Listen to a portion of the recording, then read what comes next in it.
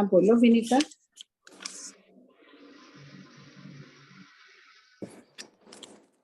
हाँ बोलो विनीता। प्रणाम भाभी जी।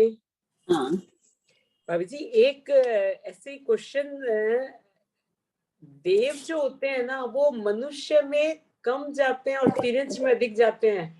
हाँ नहीं तो मनुष्य की संख्यात है वो असंख्यात है और देव असंख्यात है, ये सब ठीक है, ये समझ में आया हुआ है। पर इसका मतलब देवगति में जाओ तो ज्यादा चांसेस फिर मतलब तिरंज में आने के रहते हैं। नहीं, अपने गिनो ना, अपन मनुष्य वालों में 15 भाव वालों में। नहीं वो ठीक है, पर मतलब ऐसे देखा जाए तो देवगति में जाओ तो फिर नहीं, ऐसी बात नहीं है। मनुष्य में मनुष्य है ही संख्या, आएंगे कहाँ से ज्यादा। जो आएगा, अब भी मान लो 100 वर्ष की स्थिति है, करोड़ पूर्व की स्थिति में जाएंगे, लंबी लंबी उम्र है, बार बार आते रहेंगे मनुष्य गति में अगर देव, तो यहाँ जगह कहाँ है। वो यही तो, इसीलिए तो मैं बोल रही हूँ ना, तो देवगति में जाना भी हर कोई चला भी, मतलब चला भी जाएगा। सम्यक दृष्टि वहीं जाएगा, वहां जो सम्यक दृष्टि रहेगा वो मनुष्य ही बनेगा। हाँ ये तो सही बात है। अच्छा, देवगति में जो पानी, पृथ्वी का आदि के जीव जो भी हैं, वनस्पति तो है ही नहीं, वनस्पति तो है ही नहीं। तंत्र हाँ, वनस्पति नहीं, पानी की नेशराई में निगोद के जीव हैं, वो ही हाँ है निगोद, हाँ निगोद के जीव है। हाँ तो वनस्पति हो गई वो जो है। तो वहां देवगति में यहाँ के जो ये जीव है, वहां जो जीव है, तो उनके सुखानुभूति में बहुत बड़ा फर्क होगा, बहुत बड़ा ही फर्क होगा। ईशत प्राग भरा में दिया ना, हाँ, सर्व हाँ, जीव सत्व सुखावा नाम ही दे दिया है। हाँ, वहां के हाँ, प्रत्येक जीवों को भी वातावरण का फर्क तो पड़ता ही है। एक पृथ्वी का एक जीव, एक दिया ना, यहाँ निकालो अपने दूसरे भाग में, वो इसकी लताएं झुलस रही थी गर्मी के मारे, एक हाँ, भाव हाँ। था, उसका वर्णन निकालो, तो वैसी वहां गर्मी नहीं रहेगी, ताप आदि नहीं रहेगा, उनको सुख मिलेगा। आज कोई नूर साताकारी में पड़ा है, एसी में पड़ा है, उसको ना गर्मी लगती है ना सर्दी लगती है, कोई शीत ताप आदि कोई तरह का दुख ही नहीं है उसको। अच्छा, और एक क्वेश्चन रवि जी, कि ना देव जो होते हैं, रिकॉर्डिंग में था कि ना आभूषणों का आदान प्रदान, जब कल्याणक के समय आभूषणों का भी या कोई आदान प्रदान करते हैं, जैसे अपन लोग यहाँ करते हैं, उपहार देते हैं एक दूसरे को आदि। एक दूसरे को उपहार देते हैं। तो तब मतलब वो नए नए भी बना लेते हैं या अपना जो भी दे देते हैं, या वनस्पति के फूल भी दे देते हैं यहाँ से लाकर, ठीक है। मेरा यहाँ पे क्वेश्चन उठा कि ना वो जब बना लेते हैं नया नया, तो जितना चाहो उतना बना सकते हैं, तो फिर वो वहां चोरी या एक दूसरे का क्यों, जितना चाहो जब आदमी बना लेता है तो उसकी तो तृष्णा रहेगी कहाँ। नहीं तो किसका बनाएंगे, वेकरी का बनाएंगे, 15 दिन रहेगा। और वो तो का वापस बना लेंगे, वापस बना लेंगे ना। वृत्ति नहीं है, मनुष्य का संस्कार है। प्रभव स्वामी कौन थे, राजकुमार थे ना। हाँ, चोर भी थे। अपार धन दौलत थी ना, क्यों निकाला राजा ने, बहुत चोरी। समझाया ने, तभी तो निकाला उनको। हाँ, हाँ। अच्छा, एक भाभी जी, पल्ले का असंख्यात्मा भाग हर जगह ही आ रहा है, पल्ले क्या बहुत जगह आ रहा है, तो पल्ले का असंख्यात्मा भाग असंख्यात ही होगा। नहीं, अब इसमें चेंज हो गया, एक समय से लेके असंख्य वर्ष तक हो सकता है। असंख्य वर्ष। अच्छा, मतलब एक समय से लेके असंख्य वर्ष तक पल्ले का असंख्यात्मा भाग, असंख्यतम भाग है, असंख्य वर्ष भी पल का असंख्यतम भाग है। तो कहीं क्या कहीं कोई आचार्य अंतर मुहूर्ती ले रहे हैं, पल का असंख्यतम भाग जगन्य जो है अंतर मुहूर्त ले रहे हैं, और कोई आचार्य एक समय भी ले रहे हैं। तो भाभी जी फिर कहीं आता है तो फिर शायद तुम कितना। लोग शायद अंतर मुहूर्त लेते हो तुम लोग जगन्य, वो फिर अच्छा, उपयोग लगा देते हैं ना। अच्छा, भी हो सकता है। अच्छा, किसी का आयुष्य बताया कि पल्ले का संख्यात्वा भाग, तो उसमें कितना लेंगे फिर। अब लेंगे कितना, अब अंतरदीप, युगली की अंतरदीप। 56 अंतरद्वीप की अगर बोलोगी हाँ, पल हाँ, संकेतम भाग, तो हाँ, वहां तो एक समय अंतर मुहूर्त आदि तो होगी नहीं, हो गए नहीं। हाँ, जब गाना आदि है वहां असंख्य वर्ष समझना है। वहां से अच्छा, अपने मतलब विवेक से अब कर लो। योग लगाना पड़ेगा। यहाँ पे भरत अर्वत क्षेत्र में जब तीसरा आरा उतरते वक्त पल के असंख्यतम भाग की स्थिति होती है, तब कितने वर्ष की आयुष रहती है, उतरते वक्त ही करोड़ पूर्व में आ जाती है, तो हाँ, 20 वर्ष आ गए वहां पर। अच्छा। और असंगी जीव तिरिंच, असंगी तिरिंच पंचेंद्रिय होते हैं, वे नरक में अधिक जाते हैं क्या या देव में? अगर नरक देव में गए तो देखो देव के स्थान अधिक है, नरक में जाएगा तो सिर्फ एक जगह जाएगा, देवलोक में पहले जाएगा 10 भवनपति वाणवंतर में जाएगा, 11 हाँ। स्थान है उनके पास, हाँ। स्थान अधिक, तो जा भी सकते हैं।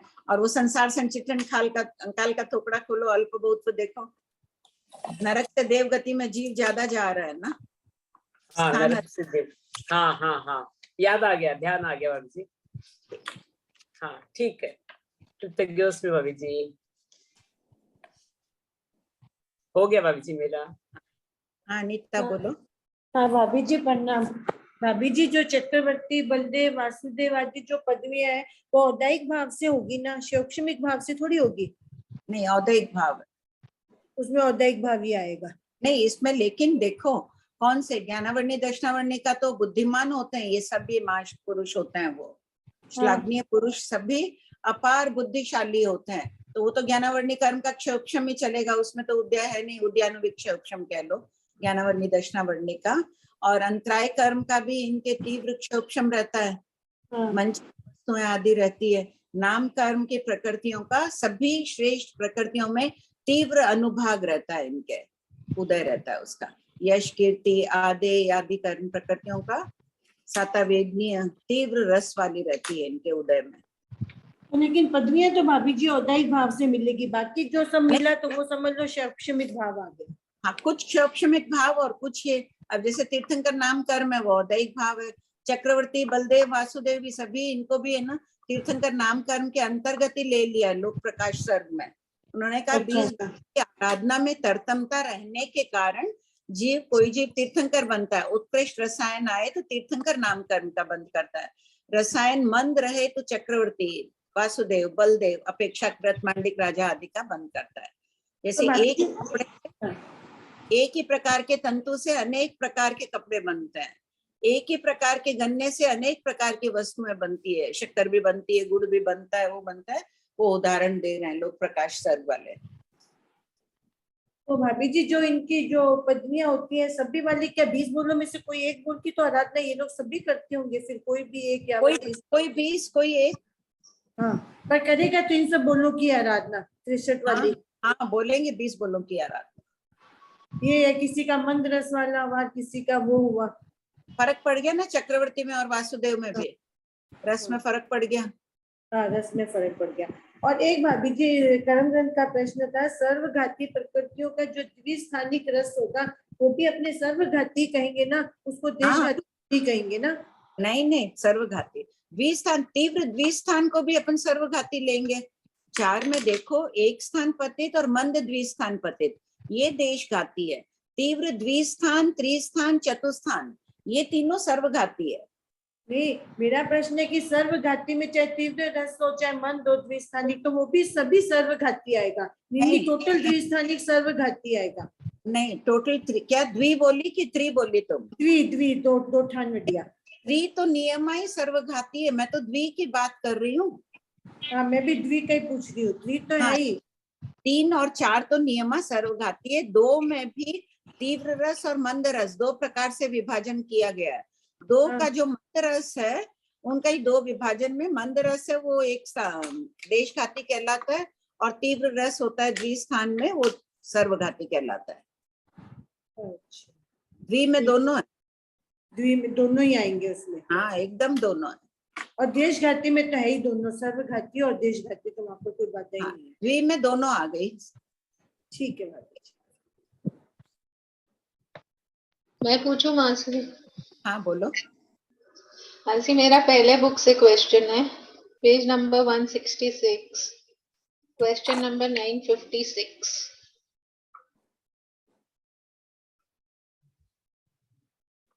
हाँ पढ़ो प्रश्न। कौन से देवराज शक्रेंद्र ने जम्बू द्वीप के भरत क्षेत्र में के एक तीर्थंकर का ही कल्याणक मनाया? एक उदाहरण लिखिए। मासी इसमें आपने करेक्शन कराया कि प्रथम ऋषभ नाथ जी से लेकर, एक बार पढ़ो उत्तर। प्रथम ऋषभ नाथ जी से लेकर धर्मनाथ जी के कल्याणक मनाने वाले शक्रेंद्र ने भरत क्षेत्र के अन्य किसी नहीं यहाँ ऋषभ नहीं। देव का क्यों आएगा? हाँ ऋषभ देव वही ये करेक्शन शायद हुआ था, तो नहीं, मेरा कुछ नहीं। बोलना वही था कि सिर्फ धर्मनाथ जी ही रहेगा ना इसमें। हाँ, करेक्शन कर रहा है इसमें, मेरे तो कुछ नहीं किया हुआ इधर। आंटी, हाँ? मैंने पूछा था प्रश्न ये वाला कि यहाँ पे सिर्फ धर्मनाथ जी का ही क्यों किया, कि बाकी जो पहले तो तीर्थंकर है उनकी भी तो आयु से ज्यादा थी ना, मतलब उस वक्त भी तो तीर्थंकर ज्यादा वाले थे। शासन बड़ा था। हाँ ये हाँ नहीं, धर्मनाथ जी से पहले वाले 14वें श्री अनंतनाथ जी का शासन कितना था? मेरे ख्याल से अगर 2 सागर था क्या? ये तो एक उदाहरण दे दिया था, मेरा लेखे का पेपर रह गया, देखना होगा। जिन धम्मो तो है ना, मासी ये समझना चाहिए कि पूरा 15 तीर्थंकर के शासन काल में इंद्र एक की तीर्थंकर का वो मनाएंगे क्या? हाँ मनाएंगे नहीं ना शासन। हाँ तो नहीं, ये जो ज्यादा मनाएंगे ना। नीचे वाले तो देखो, एक तुम तीनों प्रश्न पढ़ो 954 से, सब कोई खोल लीजिए 954। 954 ऋषभ देव भगवान और अजितनाथ भगवान के खोलने दो, अंतर में कितने खोलने दो। देवराजेंद्रों ने भरत एरावत के तीर्थंकर भगवान के कल्याणक नहीं मनाए? एरावत के तीर्थंकर भगवान के कल्याणक नहीं मनाए। इन तीर्थंकरों के अंतर में उत्पन्न होने वाले 25 लाख करोड़ देवराज शक्रेंद्रों ने 5 भरत 5 एरवत के तीर्थंकर भगवान के कल्याणक नहीं मनाए। ऋषभ देव भगवान का शासन 50 लाख करोड़ सागरोपम का था। उतने समय में 25 लाख करोड़ देवराज शक्रेंद्र उत्पन्न हुए। 50 लाख करोड़ सागर को 2 सागर शक्रेंद्र जी की स्थिति से भाग देने पर 25 लाख करोड़ होते हैं। ये 25 लाख करोड़ इंद्र नहीं मनाए ना भरत एरवत के। हाँ लेकिन महादेव क्षेत्र के कितने तीर्थंकरों का मनाए? सभी मान लो हाँ, असंख्य। असंख्य। असंख्य। हाँ, नेक्स्ट प्रश्न पढ़ो। एक देवराज शक्रेंद्र भरत एरवत के जघन्य उत्कृष्ट कितने तीर्थंकर का कल्याणक मना सकते हैं? जघन्य 1, उत्कृष्ट 18 तीर्थंकरों का कल्याणक मना सकते हैं। 956 कौन से देवराज शक्रेंद्र ने जम्बू द्वीप के भरत क्षेत्र के एक तीर्थंकर का ही कल्याणक मनाया? एक उदाहरण लिखिए। तो मेरा प्रश्न यही था कि उदाहरण में धर्मनाथ जी लिख सकते हैं, लेकिन ये पूरा 1 से 15वें तीर्थंकर तक के जो शक्रेंद्र कल्याणक मनाएंगे वो एक ही तीर्थंकर का मनाएंगे। नहीं, शासन काल बड़ा बड़ा है। मेरा पेपर वो मरासा के पास रह गया, लेखा। शासन बड़ा है तो एक ही शक्रेंद्र मना पाएंगे ना, एक तीर्थंकर का। लेकिन 2 सागरोपम से कम का शासन होगा वहां तो फिर अनेक के मना सकते हैं ना। तो धर्मनाथ जी का शासन काल तो 3 सागर 3/4 पल है ना। हाँ, तो एक का ही मना है ना। हाँ तो ये जो करेक्शन है ये मेरे समझने में हाँ गलत हो गया। धर्मनाथ जी का मना लिया तो वो तो 2 सागरोपम के बाद में वहां से इंद्र नहीं थे, काल का गया, नया इंद्र आया। हाँ अब ये समझ में आ गया कि जो 1 से 15 तीर्थंकर तक है, हर तीर्थंकर का एक ही शक्रेंद्र मना पाएंगे, बाकी का वो और दूसरे तीर्थंकर का नहीं मनाएंगे। होगा, अलग भी ज्यादा भी हो जाएगा। मान लो शासन काल कम है, 250 वर्षों का है, और फिर भगवान महावीर का। वो तो धर्मनाथ जी के बाद के तीर्थंकर में होगा ना। तो बाद में तो बहुत मना लिया ना। हाँ। जो देवराज। हाँ, और इसके नेक्स्ट क्वेश्चन में मासी ये जो है, एक देवराज शक्रेंद्र भरत क्षेत्र के उत्कृष्ट 18 तीर्थंकरों का कल्याणक कब मना सकते हैं? उत्तर तीर्थंकरों के लेखे के अनुसार 16वें तीर्थंकर शांतिनाथ भगवान से लेकर 24वें तीर्थंकर भगवान महावीर तक 9 तीर्थंकरों का शासन काल 3/4 पल्योपम झाजेरी है। लगभग यही शासन काल उत्सर्पिणी काल में के भी प्रथम 9 तीर्थंकरों का माना जाए तो एक देवराज शक्रेंद्र भरत क्षेत्र के 18 तीर्थंकरों का कल्याणक मना सकते हैं। उसके बाद उत्सर्पिणी काल में भी तीर्थंकरों का सागरोपम का शासन काल होने की संभावना है। ये तो समझ में आया मासी। ये जो जब छठा आरा जब तीर्थंकर काल नहीं रहेगा और पहला दूसरा आरा जब तीर्थंकर काल नहीं रहेगा, उसको क्या झाजेरी में जोड़ लेना है क्या? हाँ, भगवान महावीर का मनाए, और फिर है कि 84,000 वर्ष तक नहीं मनाए यहाँ कोई का, बाद में हो जाएंगे वहां तीर्थंकर। एक तीर्थंकर का 250 वर्षों का शासन रहेगा पहले तीर्थंकर का। हाँ, वो 3/4 काल झाजेरी जो लिया है वो उतना काल को झाजेरी में ले लेना। नेक्स्ट क्वेश्चन है मानसी 1053।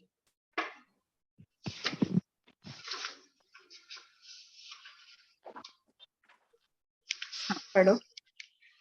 क्या भवित आत्मा अंगार बाहर के पुद्गलों को ग्रहण किए बिना अश्वहाती यावत अष्टापद के रूप का अभियोग अश्वादि में प्रवेश होकर नाना प्रकार की क्रिया करने में समर्थ है? उत्तर, भवित आत्मा अंगार विद्या मंत्र आदि के बल से बाहर के पुद्गल को ग्रहण करके पूर्वोक्त रूपों का अभियोग करने में समर्थ है। तो मासी यहाँ नहीं होगा क्या? नहीं क्यों? क्योंकि अभियोग में तो समुद्घात करते ही नहीं है। अभियोग में तो समुद्घात की विद्या मंत्र आदि कुछ न कुछ तो पुद्गलों के बल से कर रहे हैं, भाषा वर्णना के पुद्गलों के बल से कर रहे हैं। कुछ नहीं, जैसे नेक्स्ट क्वेश्चन में ही अंतर में दिया है कि अभियोग करने में समुद्घात की आवश्यकता नहीं रहती है। भले ही समुद्घात की आवश्यकता नहीं है, कुछ तो कोई मंत्र आदि का उच्चारण कर रहे हैं, अपन बोल रहे हैं तो भाषा वर्णना के पुद्गल कर रहे हैं ना। अच्छा, ठीक है। चिंतन कर रहे हैं, मन से कुछ भी मंत्र आदि बोल रहे हैं तो मनोवर्णना मतलब ठीक है। आंटी मुझे भी पूछना है। हाँ बोलो। एक और क्वेश्चन पूछ लूं मैं? हाँ बोलो। 1053 मानसी। 53 तो हो गया ना? 53 हो गया, सॉरी 1083।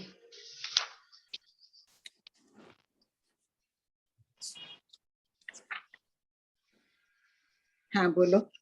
ये देवों की राजधानियां कैसी होती है, इसमें लास्ट लाइन शायद उसी प्रकार देवों की राजधानियां भी होती है, उसको देवियां।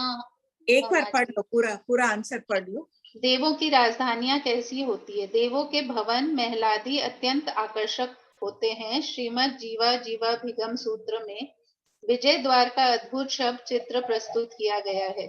यथा इन द्वारों के शिखर श्रेष्ठ सोने के हैं, द्वारों पर पुतलियां, कलश, घंटे आदि सर्व रत्नमय हैं। इनकी प्रभा चारों दिशाओं में फैलती है, यावत इनकी जालियों में रत्न जड़े हुए हैं जो आश्चर्य पैदा करने वाले हैं। उसी प्रकार देवों की राजधानियां भी होती है। इसको देवियों नहीं होगा? नहीं, देवों की राजधानियां तो देवों की होती।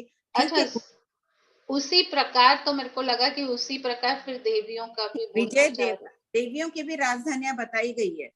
पुंडरीक नगरी में देवियों की, इनकी वैमानिक देवों की 8 अग्रमहिषियों की 1-1 लाख योजन की राजधानियां टीका में बताई गई है। ये भी उल्लेख इसमें भी लगा, ये उसी प्रकार, तो मेरे को लगा वहाँ देवियां भी आ सकता है। नहीं, ठीक है, मेरा हो गया। जैसे विजय में देव की है, वैसे ही देवों की राजधानियां होती है। ठीक। आंटी मैं पूछ लूं? हाँ बोलो। आंटी मेरा ना आज कंफ्यूजन ज्यादा हो गया कि प्रथमोपसम संकित में जीव काल नहीं करता है। हाँ। और द्वितीयोपसम संकित में काल करेगा तो वो 35 अनिक देव में जाएगा आंटी। शाश्वतन संयुक्त में हमने देवों के अपर्याप्त में 76 वेद कैसे ले लिए आंटी? कौन से 76 है? 15 परमाधर्मी, 3 किलवेसी और 5 अणुतर विमान के देवों को छोड़ दिया।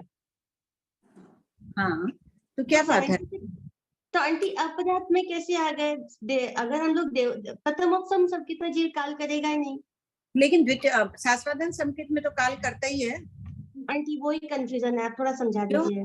क्यों जीव प्रथमोपसम में काल नहीं किया? प्रथमोपसम की स्थिति पूर्ण होने पर ही तो शाश्वतन संकित आएगी। हाँ, दोनों दो संकित एक साथ तो रहेगी नहीं। तो मैं प्रथमोपसम संकित में काल नहीं की, समझू मैं शाश्वतन संकित में आई हूँ और उस वक्त काल की। हाँ, अच्छा वैसे लेना है। हाँ, 2 संकित एक। हाँ, उसका उपयोग नहीं करा था आंटी। और मेरा एक क्वेश्चन और इसी तरीके से कंफ्यूजन हुआ आंटी, जो क्षयिक संकित लेके जो जीव गया है देवलोक में गया या नरक में, पहला दूसरा तीसरा नरक में गया, वो जब वापस मनुष्य भाव में आएगा तो वो क्षयिक संकित जीव कितने समय तक संसार काल में रहेगा? जैसे तीर्थंकरों का तो अपना है कि तीर्थंकर नामकरण का जब उदय आना होगा तभी वो करेंगे, बाकी जीवों का भी कुछ है आंटी? हाँ, पूरा है इसका। हाँ, इसका देखो तीसरे भाग में लास्ट है, ठीक है, लिखो। कोई तीर्थंकर का नहीं बोल रही हूँ, तीर्थंकर की अलग बात है। सामान्य कोई व्यक्ति रहेगा मनुष्य गति में, अगर वो क्षयिक संकित प्राप्त करेगा आयुष बंद करने के बाद ही करेगा। क्षयिक संकेत यदि आयुष बंद के पहले कर ले तो अंतर मुहूर्त में उसको केवल ज्ञान प्राप्त हो जाता है। तीर्थंकर की बात अलग है, उनकी चर्चा बाद में कर लेंगे। तो कोई सामान्य व्यक्ति होगा, अगर करोड़ पूर्व की आयुष वाला है तो उसके 66 लाख पूर्व छोड़ दो, 66 लाख पूर्व 2/3 छोड़ दो, 1/3 हिस्सा शेष रहा। उस वक्त उसने आयुष बंद किया, आयुष बंद के बाद में क्षयिक संकेत आई। उसके बाद में वो चला गया 33 सागर देवलोक में, वापस मनुष्य में आया करोड़ पूर्व की स्थिति वाला। तो कितना हुआ?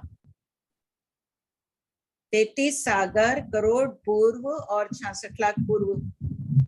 हाँ नहीं आंटी, मेरा प्रश्न आपने ये खुलवाया था। मेरा प्रश्न आया कि मैं देवलोक से वापस जब वो मनुष्य में आएगा तो हाँ। कितने काल बाद वो छपक्षिणी चढ़कर केवल ज्ञान प्राप्त करेगा, उसका कोई नियम? हाँ हाँ, 8 वर्ष जाजेरी में भी कर सकता है।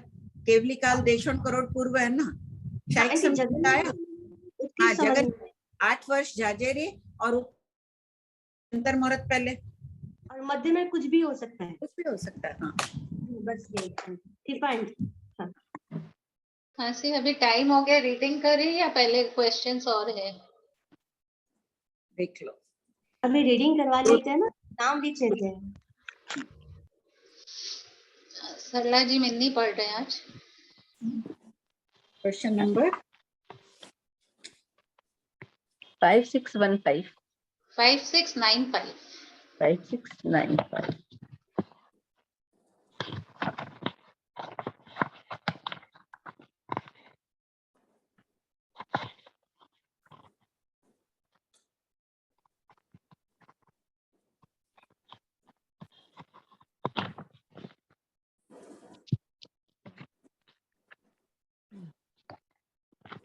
Five six nine five.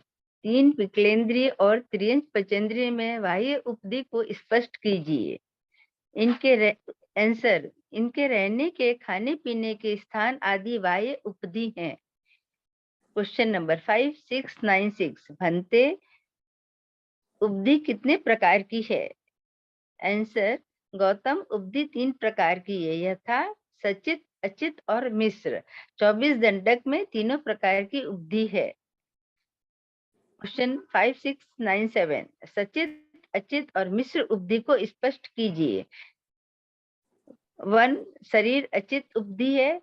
2 घर, बर्तन आदि बाह्य साधन अचित उपदि है। और 3 श्वासोच्छ्वास आदि पुद्गलों से युक्त शरीर सचित अचित दोनों रूप होने से मिश्र उपदि है। 5698।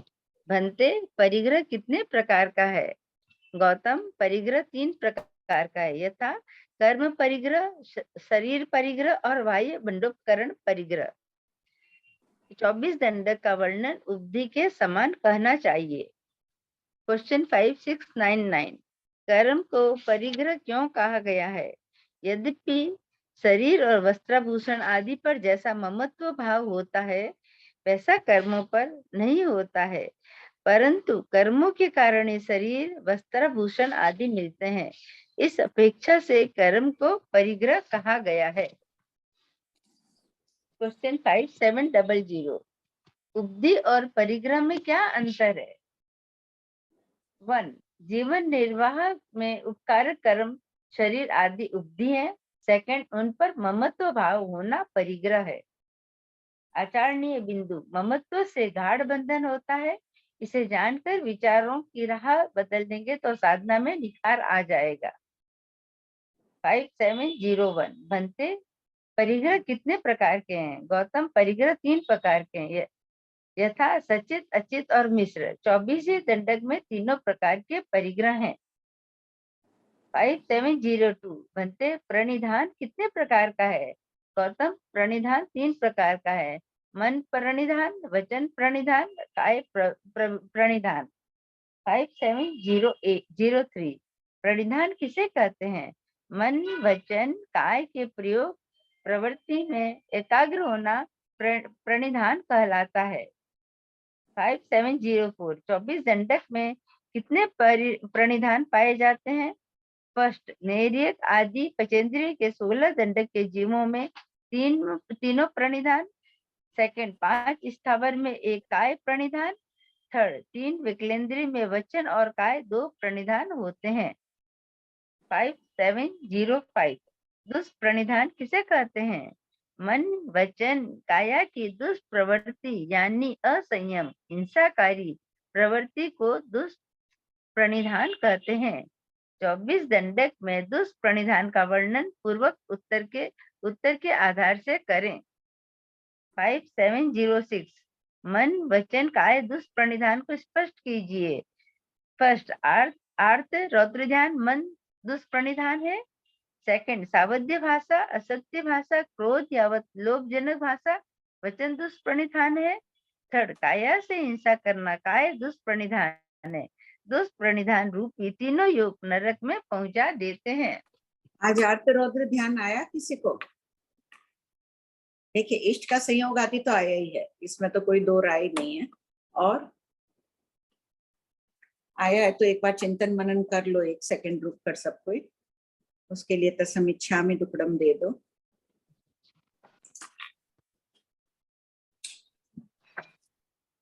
पढ़ो।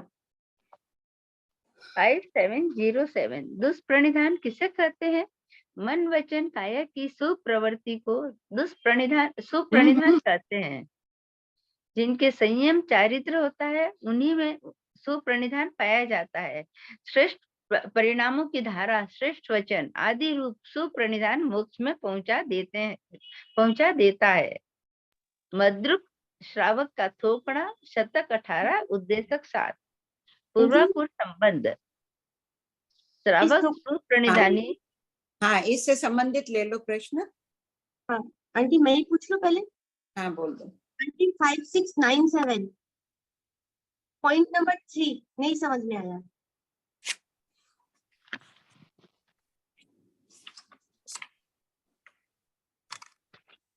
पुद्गल, अचित पुद्गल भी शरीर में रहते हैं, उस अपेक्षा से मिश्र उपति का है। न खादी जो शरीर से जुड़े हुए है नहीं है, वो क्या है? अचित है, शरीर का ही हिस्सा है, तो मिश्र हो गया। और ये जो जितने कार्बन वर्गण की पुद्गल, स्वच्छस पुद्गल, ये वैसे जो ही शरीर में पुद्गल रहे हुए हैं वो सब अचित है, और शरीर जीव सहित जो भाग है वो सचित है, तो उनकी अपेक्षा मिश्र। भगवान ने तो देखो अपने में सुप्रणिधान माना ही नहीं है, सिर्फ साधुओं में बताया। क्यों? क्योंकि अपने में अंश रूप में थोड़ा बहुत त्याग है, उतना ही है, उसको नहीं गिना है, संपूर्ण कोई कहा है। जैसे खांडे चक्र को चक्र नहीं कहा है, उसी प्रकार श्रावकों में भी नहीं कहा है सुप्रणिधान। आंटी जय हाँ। जिनेंद्र, ये जय जीव सही शरीर को बोला है ना इन्होंने सचित? अगर जीव है शरीर में जो, वो शरीर है। और मेरा भी यही था कि वो लास्ट में जो पुद्गल वो कैसे अचित और सचित कैसे है? ये लास्ट वाला आनापान के पुद्गल लेते हैं, श्वासोश्वास के पुद्गल अचित है, शरीर में रहे हुए हैं, और शरीर में आत्मा भी रही हुई है, तो फिर सचित नहीं है क्या? है? नहीं, वो पुद्गल तो अंदर बॉडी में चले गए ना, तो बॉडी तो सचित है ना, फिर तो वो तो सचित हो गए। उसके ऊपर अचित लिपटी हुई किससे? ये पेन है, इसको मैं धागे से लपेट दूं तो लिपटा हुई चीज तो अचित ही है ना। मान लो आत्मा है और उसके ऊपर धागा लपेट रहे हैं, तो वो हम कहते हैं ना आत्मा के साथ एक में हो जाते हैं ये पुद्गल। भले एक में हो जाओ, ज्ञानियों को तो दिख रहे हैं वो अचित पुद्गल है। नखुन क्या है? जो शरीर से स्पर्श नहीं किए हुए हैं, बाल आदि क्या है? अचित है ना। शरीर से जुड़ा हुआ भाग है वो सचित है, और बाहर का भाग अचित है। अपन बाल तो शरीर के भाग में ही ले रहे हैं, नखुन भी शरीर में ही आ रहा है, तो अचित है ये भी। अच्छा, तो जो शरीर से टच नहीं है वो अचित है, और जो बॉडी के अंदर जो भी है वो भी सचित अचित दोनों ही है। दोनों, हाँ दोनों। तो हम सचित कब मानेंगे उनको? जब हम उनको नहीं, सचित अपन आत्मा मान रहे हैं, शरीर को अपन सचित अपेक्षा से कहते हैं कि एक में हुआ हुआ है। लेकिन आनापान के पुद्गल तो रहते नहीं है ना, लेते हैं छोड़ देते हैं। तो जब वो बाहर है, बाहर तो वो अचित है, लेकिन जब बॉडी में आ जाते हैं तब सचित हो जाते हैं, और जब बॉडी से बाहर निकलते हैं वो अचित हो, ऐसे समझना? नहीं नहीं नहीं नहीं, उनको अचित ही मान कि वो पुद्गल लिया और छोड़ दिया। निरंतर नहीं है जीव के साथ में वो पुद्गल, इसलिए उनको अचित की कोटि में ही ले लिया। नहीं तो आंटी फिर मिश्र की भी तो उपधि दी है ना? हाँ, तो मिश्र हो गया ना, तभी तो मिश्र बना कैसे शरीर, क्योंकि अचित पुद्गल है साथ में सचित के साथ में। मैं वही नहीं समझ पा रही हूँ अचित कहाँ से, देखिए, वो अचित तो है में ही है। क्या होगा वंदना जी, सचित और अचित दोनों चाहिए ना। शरीर को सचित कह दिया है कि ठीक है एक में कह, जहाँ शरीर है वहां आत्म प्रदेश जुड़े हुए हैं। अब आनापान के पुद्गल ले रहे हैं और छोड़ रहे हैं, लेने में कोई पूरे शरीर में व्याप्त हो रहा है वो भी ठीक है, लेकिन पूरे एक में होना, वैसे होना शरीर रूप नहीं है कि वो पड़े रहे जीवन पर्यंत उनके साथ में, छोड़ देता है। अच्छा, कुछ तो ज्वाइंट हो जाते हैं, कुछ ऐसे रह जाते हैं, तो वो नहीं, वैसे समझना। जीवन पर्यंत नहीं रहे तो उनको नहीं माना है शरीर रूप में। अच्छा नाखून बाल तो है स्पष्ट उदाहरण तो। बाल क्या है, अचित है ना, है हाँ, शरीर का तो मिश्र हो गया। हाँ ये, लेकिन ये श्वासोच्छ्वास आ गया ना पुद्गल, तो वो उसका थोड़ा सा वो हो गया। के भी पुद्गल लेते हैं, छोड़ देते हैं, एक में खो के लंबे काल तक नहीं रहते हैं, इसलिए नहीं माना गया उनको। आंटी एक क्वेश्चन एक्स्ट्रा वो पूछ लो क्या, दूसरा में। हाँ। ये संसार अपरित, हम जो नहीं, ये काय परित बोलते हैं प्रत्येक शरीरी जीव को काय परित है, और जो काय अपरित साधारण शरीर जीव को काय अपरित कहते हैं, तो इसका क्या मतलब हुआ? काय स्थिति कर रहे हो क्या वे संसार? नहीं, ये कर्म सिद्धांत का था, उसमें जैन 32 में आया था। हाँ, काय अपरित किसे कहते हैं? साधारण शरीर जीव को। साधारण शरीर क्या, निगोद के जीव, एक शरीर में अनंत जीव हो, वो काय अपरित कहलाते हैं। और काय परित है प्रत्येक शरीर, एक शरीर में एक जीव हो, काय परित। तो जीव कभी संसार परिभ्रमण करता हुआ कभी काय अपरित होता है, कभी काय परित होता है। तो अपरित का मतलब है कि वो संसार में ही रहेगा, कहीं जाएगा नहीं वो? नहीं जाएगा, क्यों नहीं, अभी वर्तमान में उसकी बात कर रहे हैं। वो क्या है, परित, परित यानी प्रत्येक एक, परित का अर्थ है एक, और अपरित यानी जो एक नहीं है। नहीं तो आंटी जैसे साधारण फिर फोन करती हूँ। ये साधारण शरीर का जो जीव है वो भी तो मोक्ष जाएगा ना, निगोद का जीव भी तो मोक्ष जाएगा, तो वो जा सकता है। परित बन जाएगा, तभी जाएगा ना, अपरित रूप में तो मोक्ष में जाएगा नहीं, निगोद रूप में। तो अभी निगोद से वो निकल के पहले मनुष्य तिर्यन चैन में आएगा, तब तक वो भी अपरित ही है तब भी। ये देखो, ये तो अव्यवहार राशि मानने वालों की बात है, जो आचार्य श्री अव्यवहार राशि नहीं मान रहे हैं। अपन अनंत बार निगोद में गए, तब अपन क्या थे, काय अपरित। भाई एक शरीर में एक जीव नहीं था, अनेक जीव थे। तो जैन पारिभाषिक शब्द क्या, अगर एक शरीर में एक जीव नहीं है तो एक शरीर में अनंत जीव रहेंगे। दो ही विकल्प है ना अपने पास आगमों में। हाँ, दो तो विकल्प है, तो उनको अपरित का, उनको परित का, ये क्यों है, मतलब ये चीज हो रही है। एक शरीर में परित का अर्थ है सीमित, यहाँ सीमित का अर्थ लेना एक शरीर में एक जीव।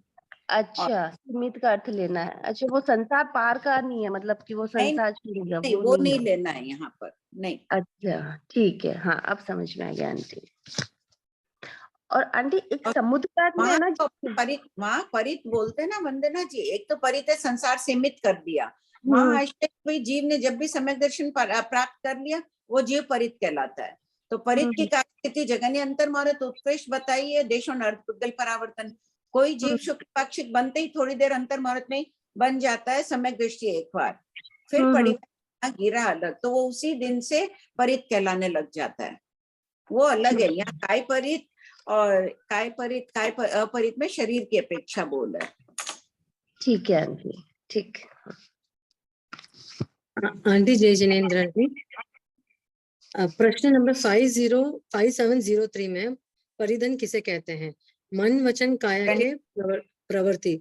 तो ये योग और इसमें क्या डिफरेंट होगा? किसमें? योग अपने में योग तो बताया भगवान ने, लेकिन सुप्रणिधान नहीं बताया। 5707 में देखिए, जिनके पास चारित्र होता है उन्हीं में सुप्रणिधान बताया, यानी संपूर्ण हिंसा के जो त्यागी हैं वो ही सुप्रणिधान कहलाते हैं, उन्हीं का प्रणिधान, उन्हीं का योग शुभ कहलाता है। योग है, नहीं तो अपना योग क्या काम का। अपने योग की हम किस प्रकार प्रवृत्ति कर रहे हैं, हिंसा में भी कर रहे हैं, अहिंसा में भी करते हैं, कुछ अंशों में हिंसा में भी करते हैं ना। तो मतलब डिवाइड कर लिया मतलब योग को। हाँ, सुप्रणिधान दुष्प्रणिधान में। सुप्रणिधान यानी श्रेष्ठ जो वचन काय की प्रवृत्ति है वो सिर्फ साधुओं में होती है। ठीक है। हाँ सुनीता। हाँ भाभी जी, वर्गनय तो सभी अचित है ना, हाँ तो जीव के साथ जब संबंध स्थापित हो रहा है तब भी वो अचित ही कहलाएगी, तब वो हाँ। सचित नहीं कहलाएगी। नहीं, जीव के साथ देखो शरीर रूप में हुई ठीक है, वो निरंतर रह रही है, आनापान तो ले रहे हैं, छोड़ते जा रहे हैं। कि शरीर जैसे से- भाषा के हो गए भाभी जी, और भी है ना, मन के और के सभी जो भी है जितनी भी वर्गनय, सभी अचित में आ जाएगी ना। अच्छा जब अपने साथ संबंध है तभी भी वो अचित में, वैसे भी अचित ही है। अलग स्वरूप उसका बता रहे हैं कि वो वर्गना के पुद्गल अचित है। अच्छा, और जीव के साथ है तभी भी जीव के अचित है। साथ जो शरीर निर्माण हुआ, शरीर को सचित बता दिया है कि शरीर में तो लंबे काल तक रहेंगे, ठीक है, पुद्गलों को लेते हैं, छोड़ते रहते हैं, वो एक अलग बात हो गई, देश बंधादे। लेकिन जो अच्छा। सर्वबंधु वो जहार आदि लिया, वो जीवन पर्यंत रहता ही है ना शरीर में, जीवन। हाँ तो अपेक्षा से कथन है, यही तो स्याद्व्याद है भगवती सूत्र का। ठीक है भाभी जी। हाँ पढ़िए। मद्रुक श्रावक का थोपड़ा, शतक 18 उद्देशक 7। पूर्वापुर संबंध। श्रावक सुप्रणिधानी संयमी बनकर अवश्य मुक्त हो जाता है, अतः तत्वज्ञ श्रावक का वर्णन किया जा रहा है। 5708। अपने श्रावकों के लिए क्या कहा गया है, वहां कहते हैं 3 प्रकार के प्राणी बताएं। एक तो होते हैं परिणाम ऊंचे होते हैं तो बढ़ते ही जाते हैं, बढ़ते ही जाते हैं आगे, जैसे गंधर महाराज हुए, शालिभद्र हुए, पड़िवाई नहीं हुए वापस। और कोई होते हैं बढ़ते हुए वापस पतन भी हो जाता है, जैसे प्रसन्न चंद्राज ऋषि का कुछ समय के लिए हुआ, परिणाम डिगे थे, नीचे गिर गए थे। और श्रावक होते हैं न बढ़ते हैं और न आगे बढ़ते ही जाते हैं, कुछ भी नहीं है, जो जैसा है वैसे ही रह जाता है। श्रावक पढ़ने को अपन स्थिर रख ले उतनी बड़ी बात है। जो जीवन पर्यंत श्रावक ही रहा, साधु नहीं बन रहा है तो क्या कर रहा है, बढ़ ही नहीं रहे हैं उसके परिणाम, अपने परिणाम कहाँ बढ़ रहे हैं। ये बात आचारांग में भगवान ने 3 भेद करके कही है।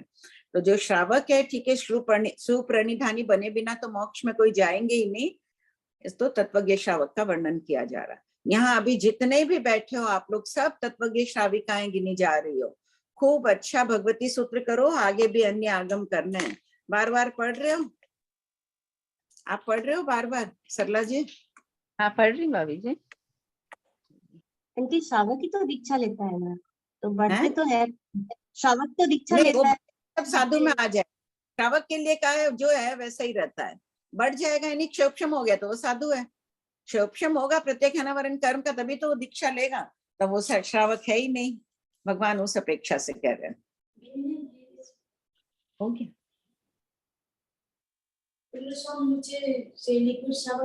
हाँ पढ़िए आप। 5708। राजगृह नगर के गुणशील नामक उद्यान के समीप कौन से अन्य तीर्थक रहते थे? कालोदाई, सेलोदाई, सेवालोदाई, उदय, नामोदय, नर्मोदय आदि अन्य तीर्थक गुणशील उद्यान के आसपास रहते थे। 5709। एक दिन वे सब अन्य तीर्थक एकत्रित होकर किस विषय पर चर्चा कर रहे थे? वे भगवान महावीर द्वारा प्ररूपित अस्थिकाय पर चर्चा करते हुए कह रहे थे कि ज्ञात पुत्र भगवान महावीर धर्मास्तिकाय आदि 5 अस्तिकायों में से जीवास्तिकाय का सचेतन सचित और शेष 4 का अचेतन अचित कहते हैं। सेकंड, पुद्गलास्तिकाय को रूपी और शेष 4 को अरूपी कहते हैं। भगवान महावीर की इन बातों को कैसे यथार्थ सत्य माना जा सकता है, क्योंकि 4 अस्तिकाय अदृश्य अरूपी हैं, तो इन्हें सचेतन अचेतन रूप में कैसे स्वीकार किया जा सकता है? 5710। किसी दिन पूर्वानुपूर्वी क्रम से विचरण करते हुए भगवान महावीर राजगृह नगर के गुणशील उद्यान में पधारे हैं। यह सुनकर मद्रुक नामक श्रवणोपासक ने क्या किया? आंसर, जीव अजीव तत्वों का ज्ञाता धनाढ़ अग्रणी प्रसिद्ध मद्रुक श्रवणोपासक अत्यंत हर्षित होकर सब प्रकार से सुसज्जित होकर पैदल चलकर भगवान महावीर के दर्शन करने के लिए घर से निकला। क्वेश्चन 5711। अन्य तीर्थकों ने जब मद्रुक श्रवणोपासक को निकट से जाते हुए देखा तो उन्होंने क्या विचार किया? आंसर, उन्होंने परस्पर विचार किया कि मद्रुक श्रवणोपासक को पंचास्तिकाय के विषय में पूछकर श्रेयस्कर होगा। ऐसा विचार करके वे मद्रुक श्रवणोपासक के निकट गए। 5712। अन्य तीर्थकों ने मद्रुक पासक को क्या पूछा? उन्होंने पूछा कि भगवान महावीर अदृश्य अरूपी द्रव्यों को भी सचेतन अचेतन रूपी अरूपी रूप से प्ररूपणा करते हैं, यह बात कैसे मानी जा सकती है? 5713 मद्रुक श्रवणोपासक ने अन्य तीर्थीकों को क्या उत्तर दिया? आंसर, मद्रुक श्रवणोपासक ने कहा कि फर्स्ट, धर्मास्तिकाएं चलने में, अधर्मास्तिकाएं स्थिर रहने में, आकास्तिकाएं स्थान देने में सहायक कारण होते हैं, इसलिए उनके कार्य द्वारा उन्हें जाना जाता है। सेकंड, यदि धर्मास्तिकाएं आदि कार्य नहीं करते तो सहायक रूप से उन्हें नहीं जाना जाता। क्वेश्चन 5714 मद्रुक श्रवणोपासक का उत्तर सुनकर अन्य तीर्थिकों ने उन्हें आक्षेप पूर्वक क्या कहा? आंसर, अन्य तीर्थिकों ने कहा कि तुम कैसे श्रवणोपासक हो जो धर्मास्तिकाएं आदि को जानते देखते नहीं हो, फिर भी उसे मानते हो। 5715 आक्षेप सुनकर मद्रुक श्रवणोपासक ने अन्य तीर्थिकों से निम्नोक्त 10 प्रश्न पूछे। फर्स्ट, आयुष्मान, क्या हवा चल रही है? आंसर, हाँ। सेकंड, आयुष्मान, क्या तुम बहती चलती हुई हवा का रूप देखते हो? आंसर, नहीं। आयुष्मान, गंध के पुद्गल है? हाँ। फोर्थ, आयुष्मान, क्या तुम गंध के पुद्गलों को देखते हैं? उत्तर, नहीं। आयुष्मान, क्या अरणी लकड़ी में अग्नि है? हाँ। आयुष्मान, क्या तुम अरणी के साथ रही हुई अग्नि को देखते हो? नहीं। आयुष्मान, क्या समुद्र के उस पार रूपी पदार्थ है? हाँ। आयुष्मान, क्या समुद्र के उस पार के रूपी पदार्थों को तुम देखते हो? नहीं। आयुष्मान, क्या देवलोक में रूपी पदार्थ है? हाँ। आयुष्मान, क्या देवलोक के रूपी पदार्थों को तुम देखते हो? नहीं। यह तव्य बिंदु समय पर यथार्थ उत्तर देना बुद्धिमत्ता की निशानी है। मद्रुक श्रवणोपासक तत्वज्ञ ही नहीं बल्कि बुद्धिमान और निर्भय भी थे। उन्होंने अपने बुद्धि कौशल से अन्य तीर्थिकों को कहा कि इतने पदार्थ तुम देखते नहीं हो किंतु मानते हो, तो अस्तिकाय को क्यों नहीं मानते हो? क्वेश्चन 5716 उपयुक्त संवाद के पश्चात मद्रुक श्रवणोपासक ने अन्य तीर्थिकों को क्या कहा? आंसर, मद्रुक श्रवणोपासक ने कहा कि फर्स्ट, मैं तुम या अन्य कोई भी छद्मस्त जिन पदार्थों को नहीं जानता देखता है तो क्या उन पदार्थों का अस्तित्व ही नहीं होता है? सेकंड, छद्मस्त जिस पदार्थ को देखता नहीं है, यदि उसके अस्तित्व को स्वीकार न किया जाए तो लोक में बहुत से पदार्थों का अस्तित्व ही नहीं रहेगा। अतः धर्मास्तिकाय आदि के कार्यों से उनके अस्तित्व को मानना और जानना चाहिए। इस प्रकार अन्य तीर्थिकों को हतप्रभ एवं निरंतर करके मद्रुक श्रवणोपासक 5 प्रकार के अभिगम से श्रवण भगवान महावीर के पास पहुंचकर उनकी परिउपासना सेवा करने लगा। अभिगम का वर्णन प्रश्न संख्या 850 में देखें। प्रश्न 5717 भगवान महावीर ने मद्रुक श्रावक को संबोधित करके क्या कहा? उत्तर, 850 खोलो।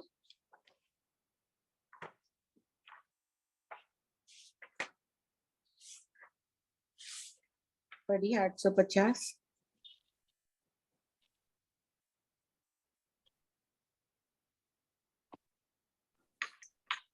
पढ़िए 850, 849, 850 दोनों पढ़ लीजिए।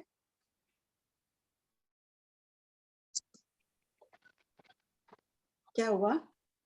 आंटी उनके पास सब नहीं होगा ना क्या अभी? तुम पढ़ो 849 और 850 जितना आ जाए। पेज नंबर अभी हाँ 145 145। अभिगम किसे कहते हैं?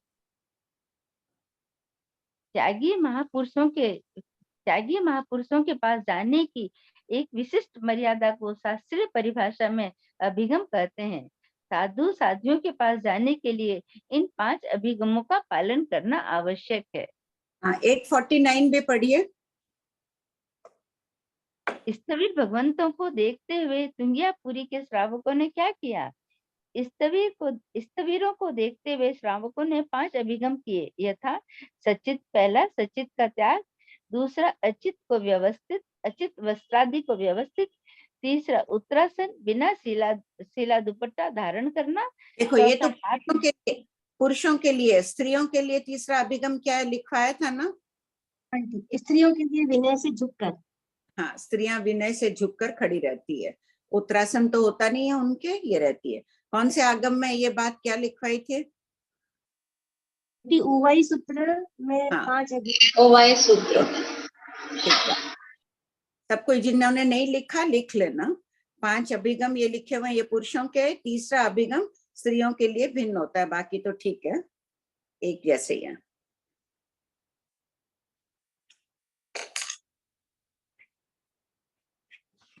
हाँ पढ़िए। ज्ञातव्य बिंदु, समय पर यथार्थ उत्तर देना बुद्धिमत्ता की निशानी है। बद्रुक नहीं, ये हो गया ना। 5717 पढ़िए। अच्छा, 5717 से भगवान महावीर ने मद्रुक श्रावक को संबोधित करके क्या कहा? भगवान महावीर ने कहा कि तुमने अन्य तीर्थकों को ठीक उत्तर दिया और कहा कि जो व्यक्ति बिना जाने देखे सुने अदृष्ट, असम्मत या अविज्ञान अर्थ हेतु प्रश्न या व्याख्या के उत्तर बहुत से मनुष्यों के बीच में कहता है, यावत उपदेश देता है, तो वह अरिहंत प्ररूपित धर्म की, केवली प्ररूपित धर्म की आसाधना करता है। इस प्रकार कहकर पुनः कहा कि तुमने ठीक उत्तर देकर अच्छा कार्य किया, तुमने बहुत उत्तम कार्य किया। भगवान महावीर की प्रशंसा कोई कल्पना भी नहीं कर सकते। इस शास्त्र में कितने श्रावकों की भगवान ने प्रशंसा की है, बताओ? पढ़ रहे हो ना? पहले भाग में ही है 2 श्रावकों का नाम, तो नहीं, एक का पहले में है, 2 का इसमें। शंख श्रवणोपासक की थी भगवान ने, खोलो कहाँ है शंख श्रवणोपासक का वर्णन, सरला जी खोलिए। भगवान ने उन्हें कहा दृढ़ धर्मी, प्रिय धर्मी, उनकी प्रशंसा की। 11वें शतक में सुदर्शन श्रावक के लिए भगवान ने क्या कहा, और यहाँ भगवान ने प्रशंसा की। कितनी बड़ी बात है, तीर्थंकर भगवान के मुंह से श्रावक की प्रशंसा। खोलो 11वां शतक, इसी किताब में।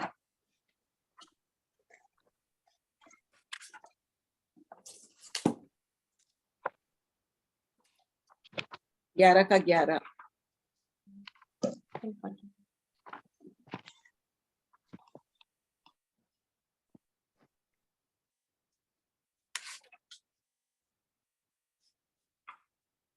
मिला प्रश्न?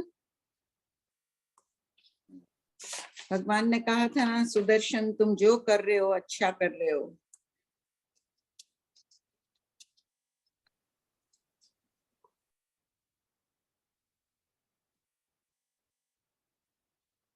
आंटी, हाँ 3762 खोलो प्रश्न नंबर पढ़ के 3। नंबर 154।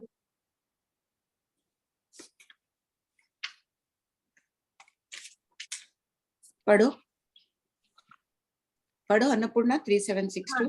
हाँ, भगवान महावीर ने किन शब्दों में सुदर्शन श्रवणोपासक के धर्ममय जीवन की प्रशंसा की? उत्तर, भगवान महावीर ने फरमाया कि यौवन अवस्था प्राप्त होने पर तुमने तथारूप स्थविरों से केवली प्ररूपित धर्म सुना, वह धर्म तुम्हें इच्छित, स्वीकृत और रुचिकर हुआ।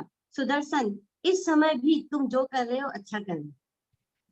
ध्यातव्य बिंदु। ध्यातव्य बिंदु, क्या भगवान महावीर की दृष्टि में हम जो भी कर रहे हैं अच्छा कर रहे हैं? इसका उत्तर अंतर्मन से पूछे। सब कोई उत्तर लिख लो अपने आप, अपनी आत्म साक्षी से किताब में लिख लो जो भी उत्तर आपका हो। और यहाँ भगवान उसकी हुई शंख श्रवणोपासक की है भगवान ने पहले भाग में, प्रिय धर्मी। चलो यहाँ पढ़ो, पढ़िए सरला जी। 5718 अरिहंतों की आसाधना संबंधी वर्णन का क्या आशय है? इसका पॉइंट 1, इसका आशय यह है कि धर्मास्तिकाएं आदि को प्रत्यक्ष साक्षात नहीं जानते देखते हुए भी यदि यह कह दिया जाए कि मैं धर्मास्तिकाएं आदि को प्रत्यक्ष जानता देखता हूँ, तो अरिहंत आदि की आसाधना करने वाले हो जाते हैं, क्योंकि शास्त्र वचन है कि अरिहंत इन्हें साक्षात जानते देखते हैं। शास्त्र वचन का उल्लंघन करने के कारण वे आसाधना करने वाले होते हैं। तथा 2, केवल भाषित तत्व को भली भांति समझे बिना स्वयं के मंतव्य से किसी विषय को प्रवृत्त न करें तो अरिहंत की आसाधना तिरस्कार अपमान करने वाले होते हैं। 5719 भगवान महावीर से प्रशंसनीय और धर्म प्रभावकारी के प्रोत्साहजनक शब्दों को सुनकर मृदुक श्रावक ने क्या किया? आंसर, भगवान अगर कोई तीर्थंकर भगवान अपनी प्रशंसा कर दे क्या करेंगे? घमंड में फूल जाएंगे, 150 जनों को बोलेंगे नहीं, तब तक तो शांति नहीं होगी। एक मरासा भी प्रशंसा कर दे तो फूल जाते हैं, 10 को सुनाते हैं। आगे से अपने को कभी ऐसे नहीं करना है, प्रशंसा को पचाना है, उसी से कर्म निर्जराओगे। भगवान से धर्मोपदेश सुनकर उसे अवधारण करके अति हर्ष और संतुष्ट मृदुक श्रवणोपासक ने भगवान महावीर से प्रश्न पूछे, अर्थ जाने और वंदना नमस्कार करके अपने घर लौट गया। 5720 मृदुक श्रवणोपासक के लौट जाने पर गौतम स्वामी ने भगवान महावीर से क्या पूछा? उन्होंने पूछा कि क्या मृदुक श्रवणोपासक आप देवानुप्रिय के पास प्रवज्य ग्रहण करेंगे? 5721 भगवान महावीर ने गौतम स्वामी को क्या उत्तर दिया? भगवान महावीर ने कहा कि वह मेरे समीप दीक्षा नहीं लेगा। बहुत वर्षों तक श्रावक धर्म का पालन करके शतक 12 उपदेशक एक में वर्णित श्रवणोपासक के समान पहले देवलोक में अरुणाभ विमान में 4 पल की स्थिति वाला देव होगा। वहां से च्वय कर भगवान महाविदय क्षेत्र में जन्म लेकर शुद्ध बुद्ध मुक्त होकर सर्व दुखों का अंत करेगा।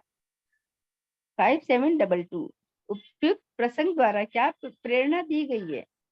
मृदुक श्रवणोपासक की धर्म श्रद्धा एवं उसके तत्व ज्ञान का सामर्थ्य प्रकट करके मुमुक्षु आत्मा को सूक्ष्म तत्वों पर अटूट श्रद्धा रखने की प्रेरणा दी गई है। देवों द्वारा हम सबको तो अटूट श्रद्धा है तत्व ज्ञान पर, जो भी जितने भी गहराई के विषय हैं सब पर है। कितनों को जोड़ रहे हैं।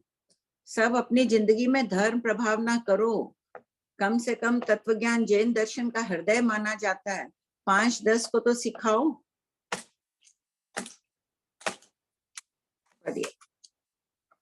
पूर्वापुर संबंध ज्ञान संपन्न मृदुक श्रवणोपासक देवलोक में उत्पन्न हुआ, अतः देवों के संबंध विकुवर्णा का वर्णन किया जा रहा है।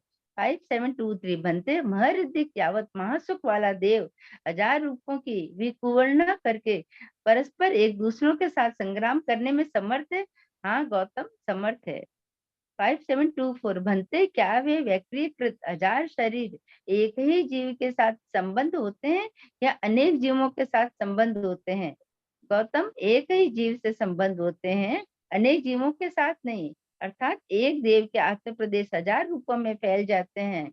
संबंध असंबंध विकुवर्णा का वर्णन शतक 12 उपदेशक 9 में 5 देवों के थोकड़े में देखें। क्या मिला? देव खाली कौतुक करने के लिए खुद व्यक्ति समुद्घात करता है, 1000 रूप बनाता है और 1000 रूपों से लड़ाई कर रहा है, संग्राम कर रहा है। देव देवी का रूप बना लेता है, खुद ही देवी का रूप बना लेता है। देव का भी बना लेगा, देवी का भी बना लेगा, परिचालना करेगा उससे। ठीक है, कौतुक, उनकी क्रीड़ा। और संबद्ध असंबद्ध विकुर्वणा का वर्णन खोल लो एक बार 12वें शतक में। किसे कहते हैं संबद्ध असंबद्ध? Ankit page number 221।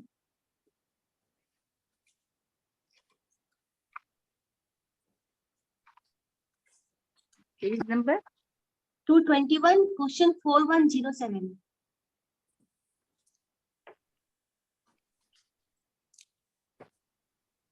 हाँ पढ़िए।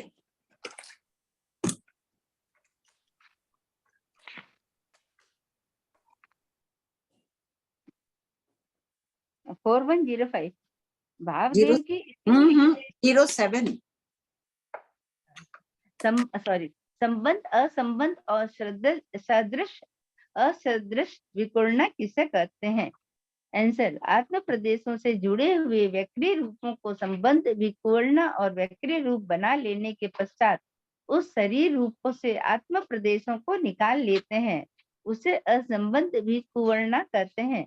अर्थात आत्म प्रदेशों सहित व्यक्ति रूप को संबंध और आत्म प्रदेशों रहित व्यक्ति रूप को असंबंध कहते हैं।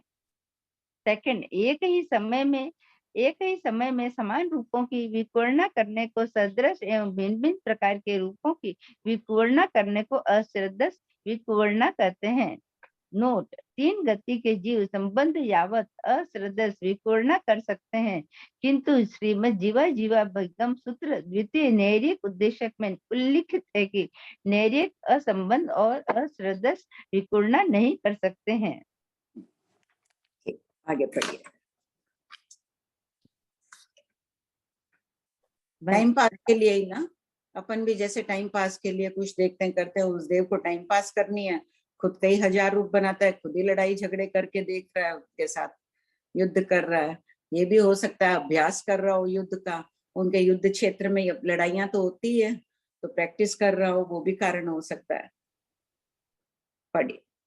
क्वेश्चन 5725, उन शरीरों के बीच का अंतराल भाग क्या एक जीव से संबंध होता है या अनेक जीवों से संबंध?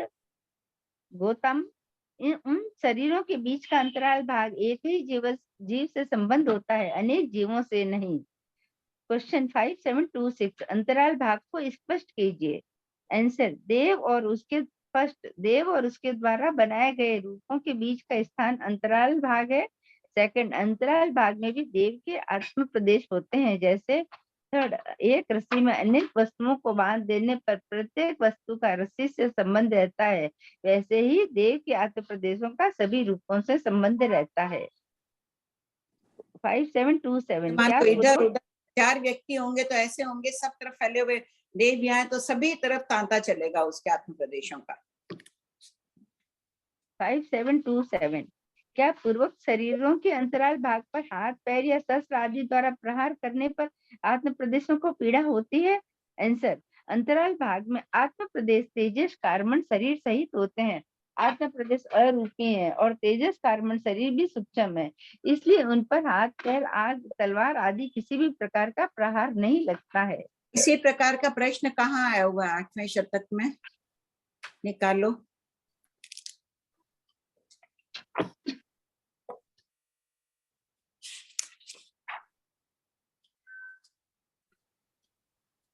अनुक्रमणिका खोलना पहले भाग के, जल्दी मिल जाएगा।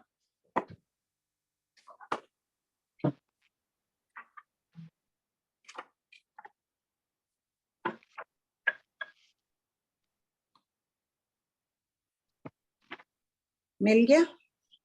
सबको मिला अनुक्रमणिका में? हाँ जी। और किसी को मिला? शतक 8 उद्देश्य 3 में देखिए सब कोई। पेज 466 पढ़ो सरला जी।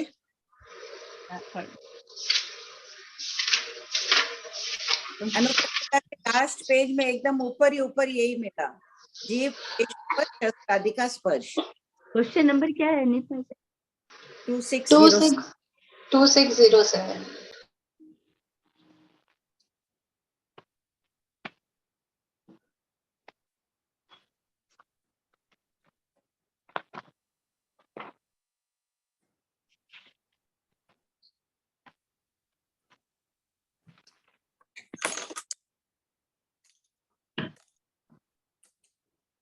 टू 2607। हाँ हाँ पढ़िए। गाय की श्रेणी, पंक्ति, मनुष्य की श्रेणी आदि के 2, 3 या संख्यात खंड किए जाएं तो क्या बीच का भाग आत्म प्रदेशों से स्पष्ट रह सकता है? हाँ, स्पष्ट रह सकता है। 2608, अग्निताप, शस्त्र प्रहार आदि से बीच के भाग के आत्म प्रदेशों को बाधा पीड़ा क्यों नहीं होती है और उनका छेदन क्यों नहीं होता है? आंसर, अरूपी आत्म प्रदेशों पर रूपीय शस्त्र आदि का प्रभाव नहीं होता है और तेजस कार्बन शरीर सूक्ष्म होते हैं, इसलिए उन पर शस्त्रादि का प्रहार नहीं लगता है एवं छेदन भी नहीं होता है। जैसे छिपकली की कटी हुई पूंछ जब तक हिलती रहती है तब तक बीच के भाग के आत्म प्रदेशों पर हाथ या शस्त्रादि से प्रहार किया जाए तो भी उन आत्म प्रदेशों पर कोई असर नहीं होता। यहाँ क्या लिखा हुआ था? अन्नपूर्णा और आंटी तलवार की धार में जैसे खसखस के दाने नहीं काटे जा सकते। और बस ये हाँ आंटी है। यहाँ शस्त्र शब्द आया था ना, शायद ये नहीं लिखा हुआ है, शस्त्र और शास्त्र में एक मात्रा का अंतर है। हाँ आंटी वो दूसरी जगह पे लिखा हुआ है, लिखा हुआ है। किंतु कितना अंतर, एक ही शब्द हाँ। है। शास्त्र है वो कर्मों के लिए शस्त्र रूप है। हाँ और आंटी लिखा है शास्त्र। हाँ आंटी बोलो। पद शास्त्र और शास्त्र में एक ही मात्रा का अंतर है। साड़ी मार्केट में अच्छी आई है, मुझे अनुमोदना का दोष लगा।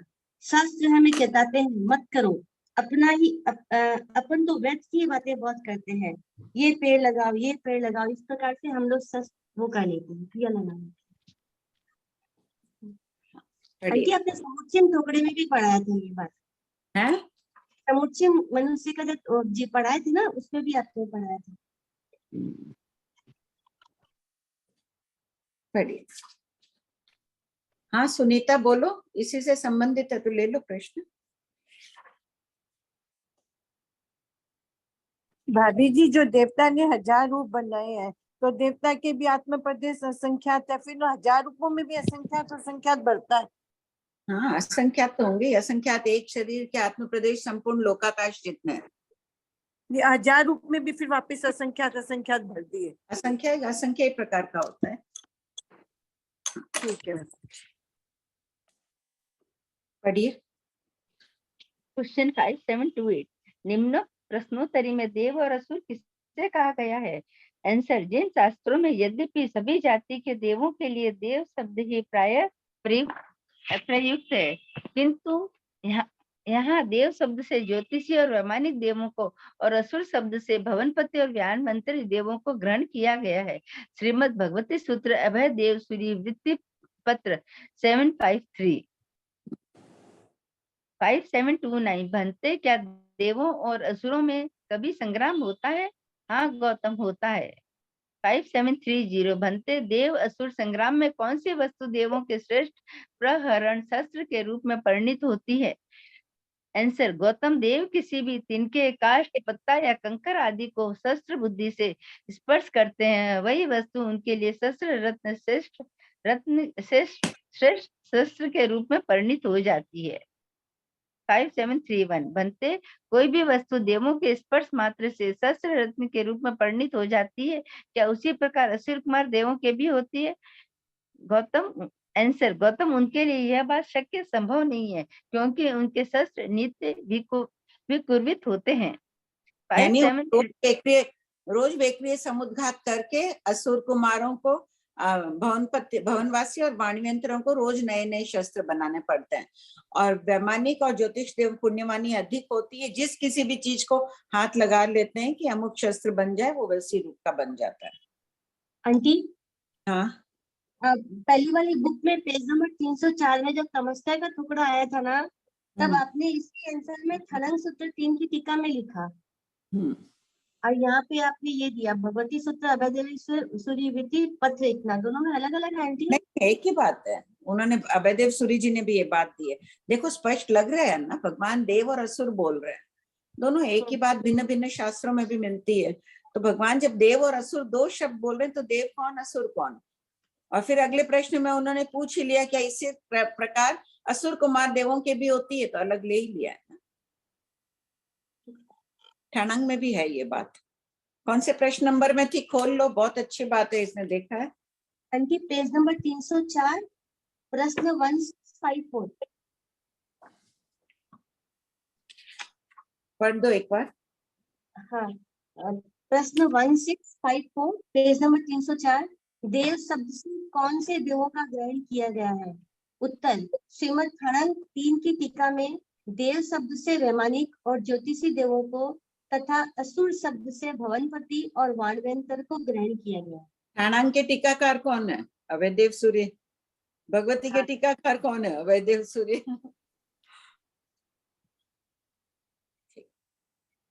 पढ़िए।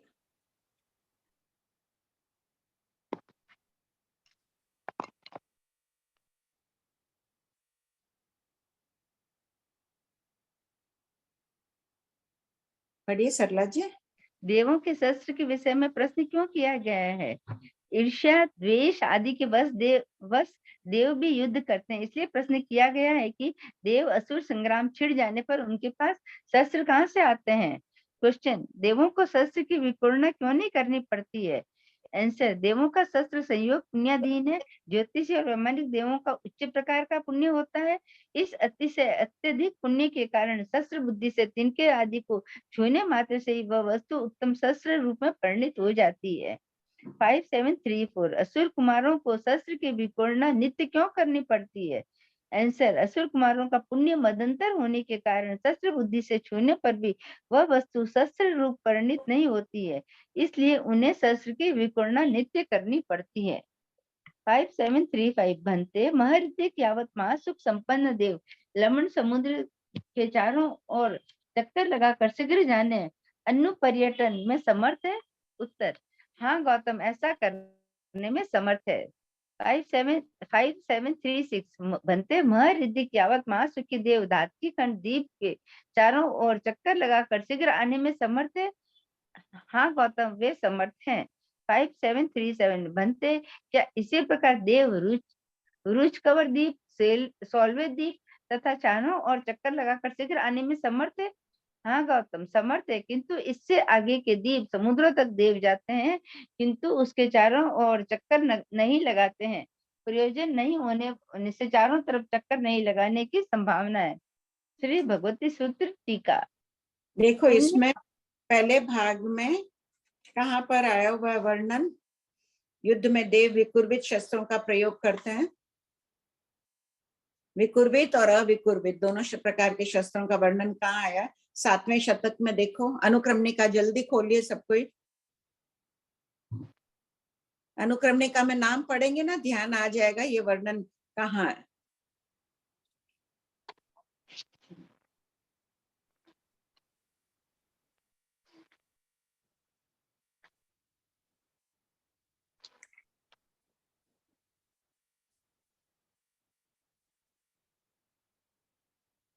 ओहो, यहाँ तो ये गलती लिखी गया है। सब कोई खोलिए 2207। अच्छा, देव के विषय में वैमानिक।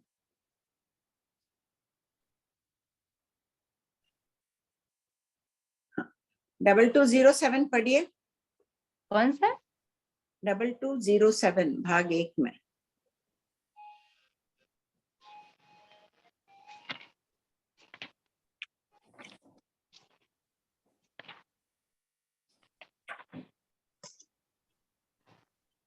Page number 399। क्या युद्ध में देव विकुर्वित शस्त्रों का प्रयोग करते हैं?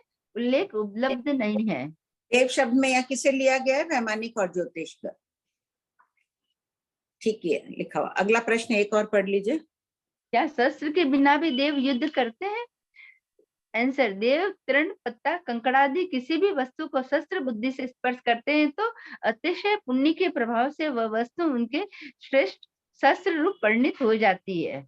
वैमानिक और ज्योतिषी देवों को क्या विकुर्वणा भी करनी पड़ती है शस्त्रों के? तो ऐसा कोई उल्लेख शास्त्रों में अभी उपलब्ध नहीं है।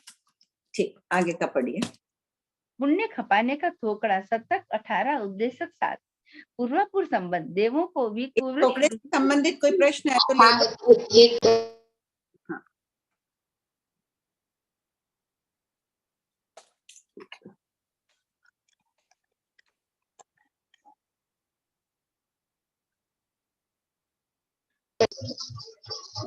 विमला आंटी बोलिए। विमला जी। नहीं, ये महारिद्धि के या तो सुख धात की खंड के चारों ओर चक्कर शीघ्र लगाने में समर्थ है, और ये आगे वाला प्रश्न में रुचिकर द्वीप में चक्कर लगाना शीघ्र में आना समर्थ नहीं। ओके, नहीं, रुचक तो 16वां द्वीप है, वहां तक तो ये लोग गोल गोल चक्कर क्रीड़ाएं करते हैं, जैसे यहाँ ओलंपिक्स होते हैं और होते हैं, लोग दौड़ते हैं, और है ना, उस प्रकार वहां भी है। उसके आगे के द्वीपों में नहीं चक्कर लगाते हैं। आगे के द्वीप में नहीं, 16 द्वीप तक ही जा सकते हैं ना। तो रुचक वर 16वें द्वीप के बाद इनकी क्रीड़ाएं बाकी समुद्रों में गोल गोल घूमने की क्रीड़ा नहीं करते हैं। जैसे क्रिकेट और में भी होता है ना, फिक्स है, इतना बड़ा ही गोला बनेगा हॉकी का अलग है कि इतना ही बड़ा गोला बनेगा उसमें खेलेंगे। तो इनका जो सबसे बड़ा गोल बनता है वो 16वें रुचकवर द्वीप तक बनता है। द्वीप समुद्रों के नाम कहाँ दिए हुए हैं रुचकवर द्वीप तक के इस किताब में, भगवती सूत्र में? हाँ, फिर प्रश्नोत्तर भी ले लो, टाइम हो गई। ये देख लो द्वीपों के नाम कहाँ दिए हुए हैं। हाँ, तब तक प्रश्न बोलिए। हाँ निर्मल जी। आंटी एक क्वेश्चन था कि सेकंड गुणस्थान में उत्पन्न होने वाले जो तिर्यंच और मनुष्य होते हैं वे हाँ। नरेक और देवता और मनुष्य और तेरे सबसे वो आ सकते हैं क्या? हाँ, आने में क्या बता, नरक में नहीं जाने का निषेध है, आने का तो निषेध है नहीं। तो मतलब सेकंड गुणस्थान में मतलब अगर कोई मनुष्य है या फिर तिर्यंच है या देव है और उत्पत्ति के समय, तो वो कहीं से भी आ सकता है, दिक्कत नहीं उसमें, है ना? देखिए कर्म ग्रंथकार तो पृथ्वी पानी वनस्पति में दूसरा जीव स्थान मान रहे हैं ना। हाँ, आगम नहीं मान रहा है, वो मान रहे हैं कि इस अपेक्षा से कौन लेके आता है पृथ्वी पानी वनस्पति में, देवता ही लेके आ रहा है। अच्छा, वहां पे देवता का ही बात करते हैं क्या? हाँ, ऐसा कर्म ग्रंथ देव, और कौन लाएगा, वहां सिर्फ देव की अपेक्षा ही कह रहे हैं पृथ्वी पानी वनस्पति का। अच्छा अच्छा, मतलब वहाँ लेशा तो अपन इसके वो देवता माँ जो की माँ कुछ, तेजोलेशा देवता से ही तो मान रहे हैं।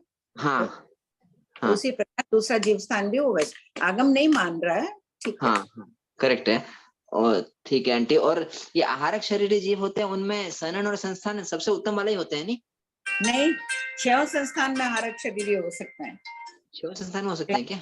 हाँ हाँ, अच्छा, मतलब सेवार्थ सनन वाले के भी आहारक शरीरी वो आहारक शरीरी हो सकते हैं वो, हाँ। और संस्थान में भी 6 हो सकते हैं क्या? संस्थान तो 6 होने में क्या बात है, मुनिराज का संस्थान चाहे कोई हो, चाहे हरिकेश मुनि रहे हो, आहारक हाँ। शरीर बनाए होंगे तो वो उत्तम समचतुरस्र होगा। बाकी हाँ मुनि हाँ का हाँ, अच्छा, कोई भी हो सकता है, बराबर। और सनन कोई भी हो सकता है ना? सनन कोई भी हो सकता है। ओके आंटी, और ये है ना आंटी, ये द्वितीयोपम संकेत जब बता रहे हैं ना, तो उसमें देखिए कह रहे कि आप जो प्रश्न पूछ रहे हो ना कि हाँ इसका दे रहे हैं ऐसे, उदय स्वामित्व से ये बात निकल रही है, वहां सैनन का नानता नहीं दे रहे हैं। उदय शरीर स्वामित्व, ना, उदय स्वामित्व का कर्म ग्रंथ के पीछे परिशिष्ट में जो वर्णन है ना, तो हाँ वो शरीर कोई में भी हो सकता है। आंटी, ये उदय स्वामित्व है ना, वन स्वामित्व है वो तो कर्म ग्रंथ भाग 3 है, जो उदय स्वामित्व है वो कौन सा है? तीसरे में ही परिशिष्ट में। अच्छा, परिशिष्ट में है क्या उदय स्वामित्व? हाँ, अच्छा अच्छा, उस बार से एक बार निकाले थे कि हाँ कोई बात नहीं है, मुनिराज के कोई भी सैनन हो सकता है। ओके, अच्छा ठीक है आंटी। और ये आंटी ये तो देखो अब कई जगह अपन ये भी कह रहे हैं कि जो पूर्वधर मुनि हो, पूर्वधरों में कितने सैनन होंगे? खाली एक ही होगा आंटी? वज्र ऋषभ नाराज सैनन ना। हाँ, फर्स्ट वाला, हाँ वही होगा क्या? मैं तो पूछ रहा हूँ, मेरे को पक्का ध्यान नहीं। नहीं, स्थूलिभद्र तक ये था, परियार विशुद्ध चारित्र में सहनन तो अपन एक बोल ही रहे हैं, 9वें पूर्व की तीसरी आचार वस्तु तक के जानकार एक सहनन ही बोल रहे हैं, पूर्वधरों में एक सहनन बोल रहे हैं, पूर्वधरों में जो 14 पूर्वी में एक सहनन है, तब तो फिर अपने को आहारक शरीर वाले एक बार देखना पड़ेगा, मैं वापस देख के बताऊंगी। मासी, आपने एक बार ये बोला था कि जो आहारक शरीर है उसमें एक ही सहनन होता है, ये मेरा कहीं लिखा हुआ है। 14 पूर्वधर है ना, एक ही होगा। हाँ। सब नहीं होंगे सहनन, संस्थान कोई भी हो सकता है। अच्छा, सैनन बड़े संस्कारी होंगे, है ना? 14 पूर्वी उसी में होंगे।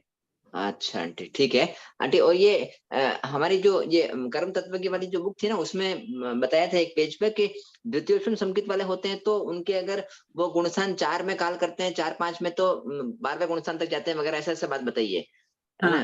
और 6ठे में काल करते हैं तो 9 ग्रह तक जाते हैं, 7वें में काल करते हैं तो अनुत्तर विमान तक जाते हैं, और 8वें से 11वें में काल करते हैं तो सर्वर सिद्ध में ही जाते हैं, ऐसा बताया आंटी वहां पर, है ना? तो मेरा क्वेश्चन ये है भी कि ये तो बात बताई उन्होंने उस पेज पर द्वितीयोपम के लिए, अगर कोई क्षयिक संकेत वाला काल करे तो?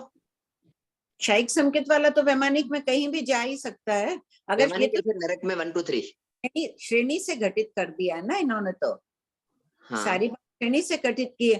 क्षयिक संकेत चौथे जीव स्थान वाला जाएगा ही नहीं अनुत्तर विमान में। नवग्रवेक में कौन जाएगा? नवग्रवेक में सिर्फ जाएगा साधु ही, जैन साधु ही, तो छठे हाँ से ही मानना पड़ेगा, अनुत्तर विमान में साधु ही जाएगा, उन 2 को तो छोड़ दो।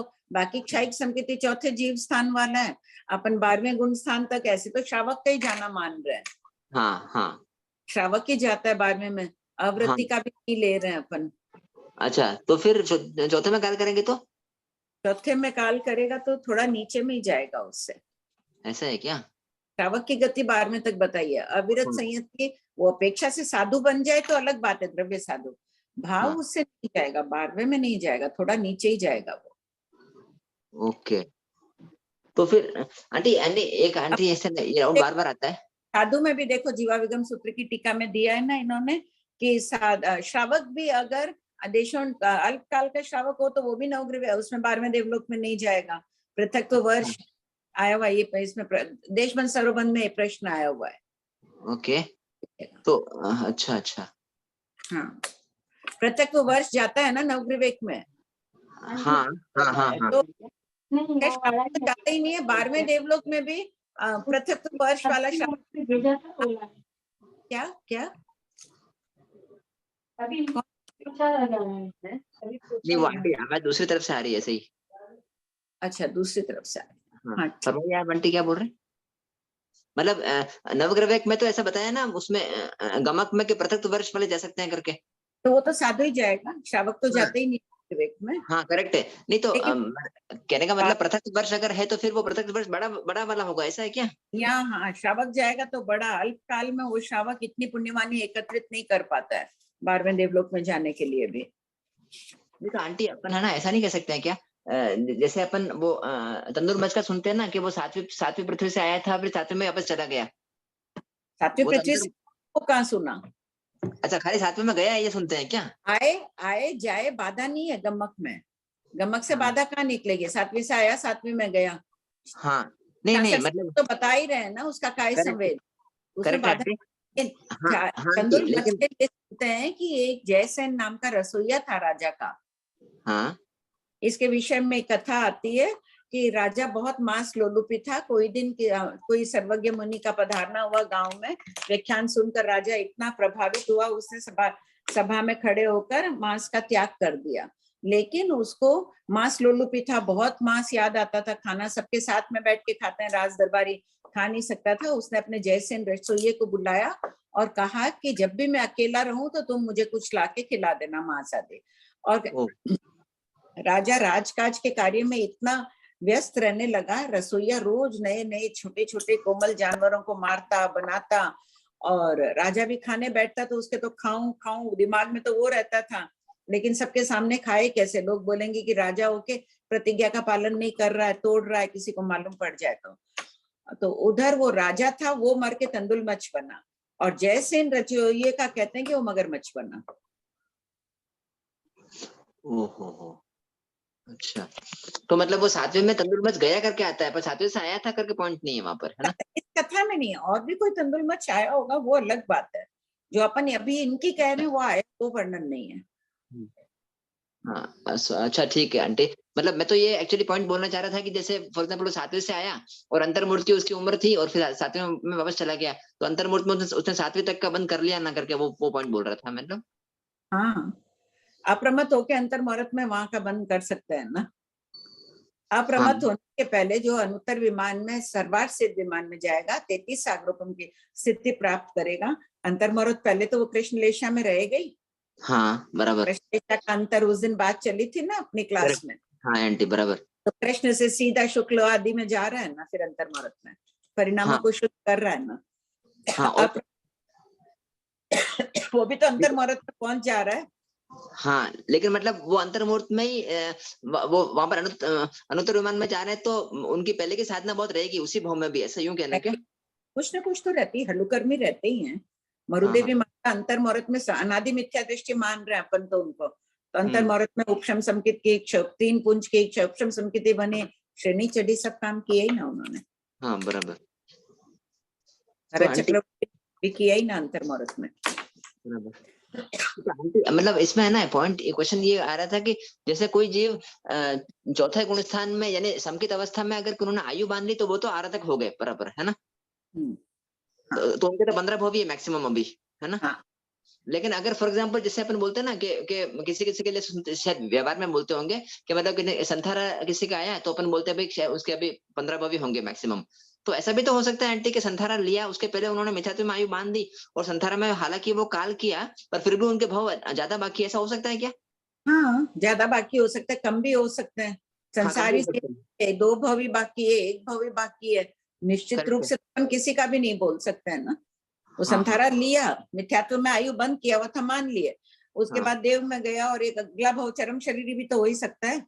ये भी हो सकता है, करेक्ट है। लेकिन कहने का मतलब संथारा में काल किया तो ऐसा पर निश्चित रूप से नहीं कह सकते हैं ना कि 15 भव ही है अभी उनसे, नहीं, ऐसा नहीं कह सकते ना। अच्छा अच्छा, ओके। लेकिन अपन उसको ये भी बोलने का अपने को अधिकार नहीं है कि आप 15 भव वाले नहीं हो, अपने को हाँ। मौन रह, कुछ नहीं बोलना है। मन में भी अपन तो यही मंगल कामना करें कि हाँ। नहीं, ये जीव आराधक है, वो है, अच्छे ही वचन के लिए। Correct aunty, correct. ठीक, हाँ हो गया आंटी मेरा, थैंक यू। हाँ तारा जी। प्रणाम भाभी जी। भाभी जी, नेरी कौन सी भाषा में बात करते हैं?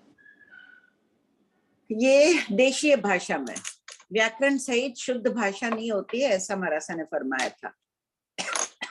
कौन सी भाषा? जैसे कोई गांवों की कोई दूसरी भाषा होती है। अच्छा, और अपनी मारवाड़ी भाषा है, देशीय कही जाती है क्योंकि इसका व्याकरण नहीं है। अच्छा, और देवता तो अर्धमागधी भाषा में बात करते हैं। देवता अर्धमागधी, उवाई सूत्र में इसका उल्लेख है। ठीक है भाभी जी, हो गया मेरा। हाँ सुनीता। भाभी जी, जो पृथक तो वर्ष वाला वो श्रेणी मान लेगा लेकिन 12वें देवलोक में नहीं जा सकता, तो उसके पास पुण्य तो है ही है ना, वो तो श्रेणी भी तो मान रहा है ना भाभी जी। पृथक तो वर्ष में, हाँ श्रेणी मान लेते ना, 8-9 वर्ष वाले तो श्रेणी मान ही लेते हैं, शपथ श्रेणी। श्रेणी आएगा, साधु बन गया ना, वो परिणामों की धारा विशिष्ट हो गई, वो साधु है, श्रावक नहीं है। है तो साधु। हाँ, साधु में कहाँ बात। अच्छा ठीक है भाभी। प्रश्न हो गए तो फिर पढ़ लो सरला जी। जी हाँ, आपने जो दीप समुद्र का नाम पूछा था ना, वो तो हाँ क्या अन्नपूर्णा? आपने दीप समुद्र के नाम देखने के लिए भाग 3 में है आंटी। अच्छा ठीक, तुम पढ़ रही हो ना अभी 3, इसलिए बता दे। नहीं आंटी, मैंने खोल के देखा था थोड़ा सा बस। हाँ बोलो लता जी। आंटी जी जय जिनेन्द्र, मैं आज क्वेश्चन अभी पूछ ले रही हूँ। मेरे सामने मेरी बेटी की 10 साल की लड़की बैठी है, उनके साथ में बराबरी के उसका भाई है, वो सब आराम से खेल रहे हैं, उसको पकड़ पकड़ के ले जा रहे हैं, और वो 1.5 घंटे से मेरे साथ आपके पूरा सुन रही है। और बोलती मुझे बाहर नहीं जाना है, मैं नानी के साथ पूरा सुनूंगी, और बड़े इंटरेस्ट से पूरा सुन रही है वो। बहुत अच्छी बात है। 10 साल की है, देखिए छोटी सी। जय जिनेन्द्र। जय जिनेन्द्र। तो पढ़ना तुम भी, ठीक है। उसको बहुत इंटरेस्ट है, अभी तो लक्ष्य उसका वही है, पर आगे पता नहीं। मैं बोली लक्ष्य को मुट्ठी में बंद करके रख, किसी को बताना नहीं, मेरे को बताइए, अच्छी बात है, मैं तेरा सहयोग करूंगी, पर सब जगह बिखेरना नहीं इस लक्ष्य को, अभी अपने तक रख और आगे बढ़। ठीक बात है, बहुत अच्छी बात है। हाँ मोना जी। हाँ जी, जलनंदन आंटी, तारीपन्ना जी। जय जिनेन्द्र। आंटी मेरा क्वेश्चन है 5710 में, उसमें आया ना एक पूर्वानुपूर्वी, भगवान पूर्वानुपूर्वी क्रम 5710। हाँ पढ़िए। ये पूर्वानुपूर्वी, इसका मतलब पूछना था आंटी, क्योंकि ये कभी काफी शास्त्रों में सुख विपाक करती हूँ उसमें भी आता है। ये किसमें आया? सुख विपाक में आता है। किसमें? सुख विपाक। हाँ, तो इसका मतलब पूछना था। पूर्वानुपूर्वी होती, पूर्वी 3 प्रकार की कही गई है, पूर्वानुपूर्वी, पश्चानुपूर्वी और अनानुपूर्वी। कि यहाँ गए वो नहीं, भगवान महावीर पूरे रास्ते में विचरण, क्रमानुसार विचरण करते हुए आ रहे हैं। पूर्व में थे, वहां से आगे आए, फिर आगे आए, ऐसे। अच्छा, मतलब पूर्व दिशा से आ रहे हैं, तो मतलब पूर्वानुपूर्वी दिशाओं से नहीं लेना है। यहाँ जिस ग्राम का त्याग किया भगवान ने, जहाँ से बिहार कर गए, वहां से क्रम से विचरण कर रहे हैं। ये नहीं कि कभी थोड़ा आ गए, थोड़े पीछे गए, थोड़ा साइड में चले गए, कभी उधर चले गए। स्थिर चित्त वाले होते हैं ये, इनके चित्त तो क्या केवल ज्ञान से चल रहे हैं, लेकिन एकदम सही इधर उधर डामाडोल नहीं होते हैं। बिहार बिहार बिहार करते हुए ये नहीं पहले कौशाम्बी की तरफ मुड़े और फिर बाद में और कोई नगरी की तरह चले गए, इस तरफ चले गए, वैसे नहीं, क्रमबद्ध तरीके से भगवान चल रहे हैं। जी जी जी ठीक है आंटी, क्योंकि ये काफी जगह आता है ना ये वर्ड, तो मुझे ये जिज्ञासा थी कि इसका मतलब क्या है। ठीक है, थैंक यू आंटी, प्रणाम आंटी। जो भी क्रम, जो भी गांव, नगर, पुर, पाटन बीच बीच में आते हैं, सब क्रम से आ रहे हैं, युद्ध क्रम से नहीं जाते हैं। फिर रवाना हुए कौशाम्बी के लिए, बीच में श्रावस्ती चले गए रास्ता बदल के, ऐसे नहीं होता है। ठीक है दी, बहुत बहुत कृपा आंटी। हाँ अनीता जी बोलिए।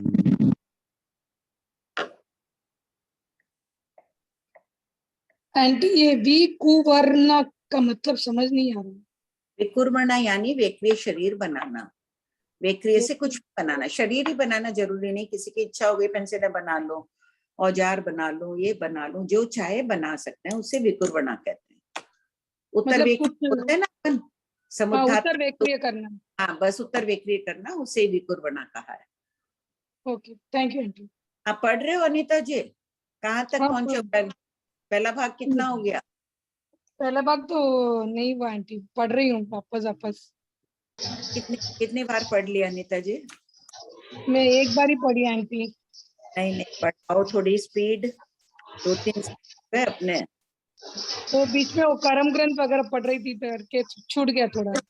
कोई बात नहीं, वापस पढ़ लो, ये आगम एकदम मजबूत होना चाहिए। अब तीसरा भाग खुलने वाला है, अभी तो आपका पहले ही चल रहा है ना। हाँ थोड़ी स्पीड बढ़। परीक्षा, बच्चे कितना पढ़ते हैं परीक्षा के दिनों में?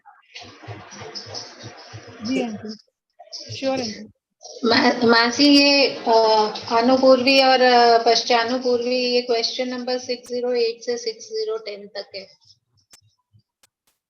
सब कोई देख लेना, मोना जी आपको देख,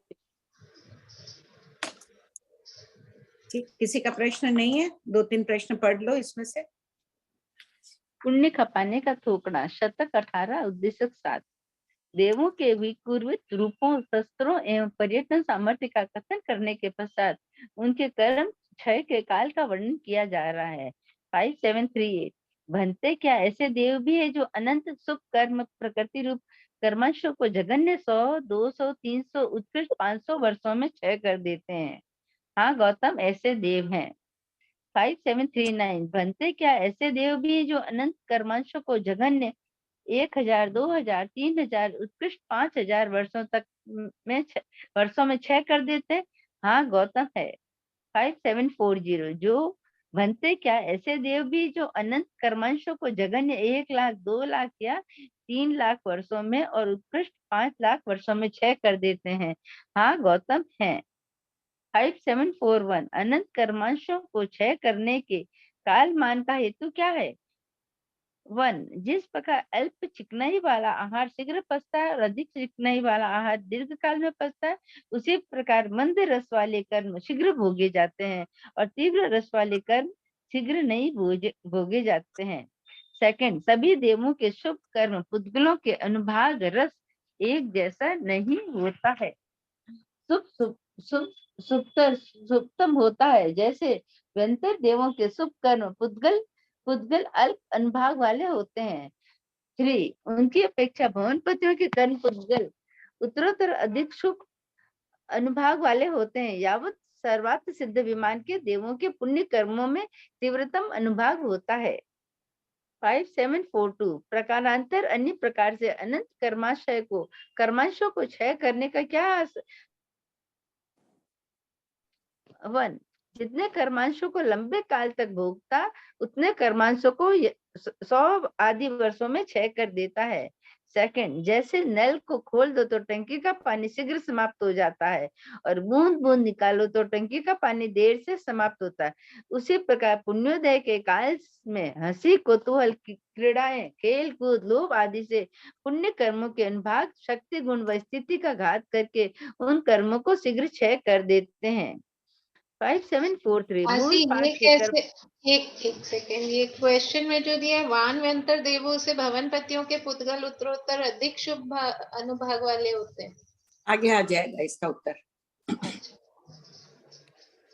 हाँ 5743 मूल पाठ के कर्मांश के साथ सुख प्रकृति शब्द का उल्लेख नहीं है, फिर थोकड़े में अनंत सुख प्रकृति रूप कर्मांशों को क्षय कर देता है, ऐसा क्यों कहा गया है?